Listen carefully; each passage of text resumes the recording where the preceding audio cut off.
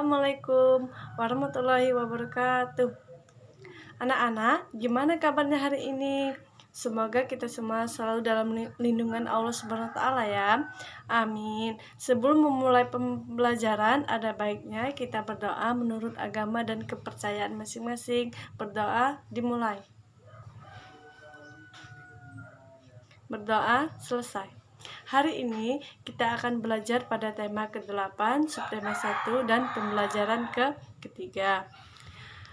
Ada seorang teman kalian yang bernama Dayu dan keluarganya berasal dari Bali. Apakah kalian pernah ke Bali? Di Bali banyak terdapat objek-objek wisata yang sangat menarik. Selain itu juga dikenal dengan keramahannya, sehingga banyak sekali turis asing berwisata ke Bali. Tahukah anak-anak, Provinsi Bali terbagi atas 8 kabupaten dan 1 daerah Lakuta. Salah satu kabupaten yang ada di Bali adalah Tabanan. Tabanan adalah suatu daerah yang didominasikan oleh pegunungan dan pantai. Coba anak-anak perhatikan ada apa saja di sana. Iya, warna pada peta akan menunjukkan daerahnya.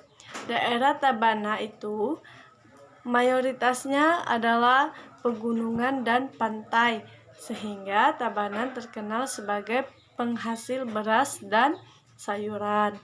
Selain itu, kota Tabanan juga berprofesi sebagai nelayan.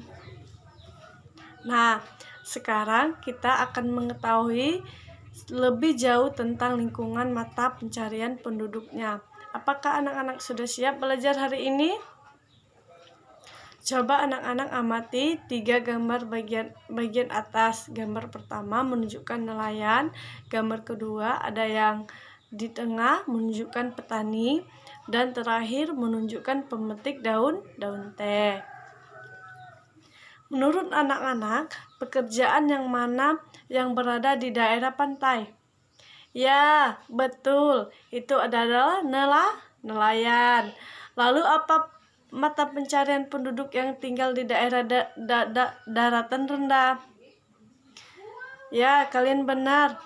Benar sekali, jawabannya adalah pantai petani. Kalau begitu, memetik daun teh adalah di daerah pegunungan teh. Pemetik dari pohon teh yang tumbuh subur di daratan tinggi. Ternyata, selain itu, penduduk yang tinggal di desa juga memiliki mata pencarian yang berbeda dengan penduduk yang tinggal di kota. Penduduk di desa lebih banyak bermata pencarian sebagai petani, pengrajin, pedagang, buruh tani, dan perkebunan. Sedangkan penduduk di kota bermata pencarian sebagai pekerja jasa, konsultan, pengacara, sopir, karyawan, pedagang, dan buruh pabrik. Nah, anak-anak, di desa yang ada di Kabupaten Tabanan terdapat perbukitan. Nah, di bukit-bukit itu salah satunya adalah Bukit Catu. Bagaimana cerita asal mula Bukit Catu? Apakah kalian ingin mendengarnya? Simak baik-baik ya ceritanya. Di pedalaman Pulau Bali terdapat sebuah desa yang subur. Di sana sepasang suami istri, mereka bekerja sebagai petani. Menjelang musim panen, si suami berkata kepada istrinya, jika nanti hasil panennya melimpah, buat tumpeng nasi yang besar. Kemudian undanglah tetangga untuk makan bersama. Istrinya pun setuju. Kedua suami istri itu pun berharap panen mereka berlimpah. Tak lama kemudian doa mereka terkabul. Si istri menyiapkan tumpeng nasi dan mengundang seluruh penduduk desa untuk makan bersama. Menjelang musim panen berikutnya, si suami berkata lagi kepada istrinya, "Semoga panen kita lebih banyak lagi, kalau bisa 3 kali lipat dari yang sebelumnya. Jika harapanku terkabul, buatkanlah 3 tumpeng nasi yang lebih besar dari sebelumnya. Kemudian si istri membuat 3 tumpeng dan mengundang seluruh penduduk desa untuk berpesta kembali. Beberapa hari kemudian si suami pergi ke sawah. Dalam perjalanan ia melihat seogok tanah yang berbentuk seperti catu. Catu adalah alat penangkar nasi yang terbuat dari tempurung kelapa.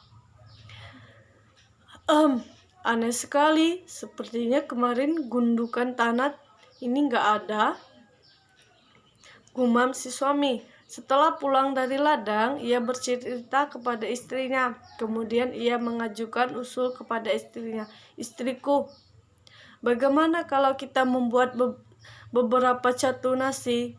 Siapa tahu kalau kita membuatnya, hasil panen kita akan semakin melimpah. Sejak saat itu, si istri rajin membuat catu nasi. Setiap catu nasi yang dibuatnya, ia niatkan untuk menambah hasil panennya. Namun, ada keanehan yang terjadi. Saat pergi ke sawah, ogokan tanah yang ia temukan sebelumnya semakin membesar. Rupanya, si istri membuat catu nasi, saat itu pula ogokan tanah semakin membesar. Sepasang suami istri pun tidak menyadari bahkan si istri membuat catu nasi yang lebih besar lagi. Lama-kelamaan, ogokan tanah tadi berubah menjadi sebuah bukit. Setelah itu, suami dan istri berhenti membuat catu nasi. Ogokan tanah itu pun berhenti membesar. Sejak saat itu, ogokan tanah itu disebut dengan Bukit Catu. Nah, itu adalah ceritanya. Bagaimana? Kalian tertarik? Apa yang menurut kalian hal-hal yang menarik dalam cerita itu? Coba kalian diskusikan dengan orang tuamu ya. Anak-anak, dalam cerita tersebut terdapat 3 tokoh. Tokoh merupakan pelaku dalam cerita. Seperti dalam cerita tadi ada petani, istrinya, dan juga warga masyarakat. Nah, tokoh itu juga berfungsi untuk menyampaikan amanat dari cerita. Coba kalian tuliskan di buku masing-masing apa amanat atau pesan dari cerita tadi. Kalian boleh minta tolong orang tua kalian. Jika kalian ingin mendengarkan ceritanya, silakan putar ulang kembali videonya.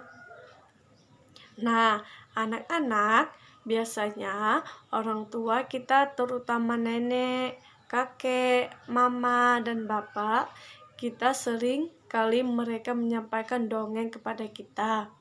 Betul tidak?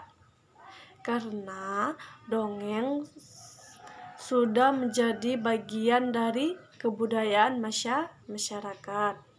Banyak loh dongeng dari zaman dahulu yang hanya diceritakan secara lisan, secara turun-temurun, dari kakek ke nenek, nenek ke orang tua kita. Kemudian kita mendengarkan dari orang tua kita atau dari nenek kita. Nah, tahukah kalian bahwa dalam sebuah keluarga itu terdiri dari kakek, nenek, ayah, dan ibu, dan juga anak-anak. Setiap anggota keluarga mempunyai keberagaman karakteristik individu. Maksudnya, dalam satu keluarga ini terdapat perbedaan ciri-ciri khusus. Misalnya warna kulitnya, jenis rambutnya, tinggi badan, dan berat badan. Coba kalian tanyakan kepada anggota keluargamu, dan kalian amatilah, lalu tuliskan pada kolom tabel yang sudah Ibu bagikan dan buat dulu tabelnya di buku masing-masing ya. Apakah sudah mengerti penjelasannya? Kalau belum mengerti, kalian boleh putar kembali videonya. Nah, anak-anak, kita sudah sampai pada bagian akhir kegiatan belajar di rumah bersama Ibu Trinana.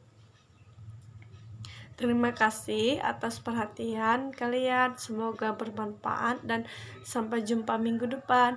Wassalamualaikum warahmatullahi wabarakatuh.